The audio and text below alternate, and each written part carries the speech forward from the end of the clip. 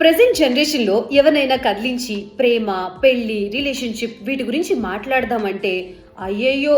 వాటి గురించి చెప్పొద్దమ్మా. మాకసలు వాటి మీద అభిప్రాయాలే పోయాయి. అసలు సోలో లైఫే సో బెటర్ అనే అభిప్రాయంలో మేమున్నాము అని చెప్పేసి టక్కున చెప్పేస్తున్నారు. అండ్ ఇలా అభిప్రాయపడే వాళ్ళ సంఖ్య రోజు రోజుకి పెరుగుతూనే ఉంది కూడా. ఇలా ఆలోచించే వాళ్ళ పర్సెంటేజ్ ఏ దేశాల్లో ఎలా ఉందో ఒకసారి చూద్దాం. వరల్డ్ స్టాటిస్టిక్స్ డేటా ప్రకారం 50% లేదా అంతకంటే ఎక్కువ పర్సన్స్ సింగిల్‌గా ఉండిపోయిన దేశాల్లో ఫస్ట్ ప్లేస్‌లో ఉంది స్వీడన్.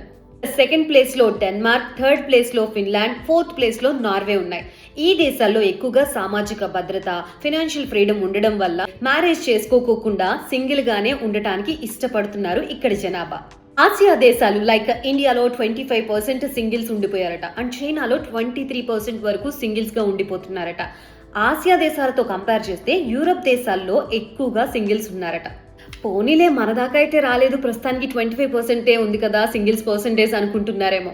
పోని ఇది పెరిగే అవకాశం ఉంది అని చెప్తున్నారు ఎక్స్పర్ట్స్. ఇంతకీ ఈ రీల్ చూస్తున్న మీరు సింగిలేనా?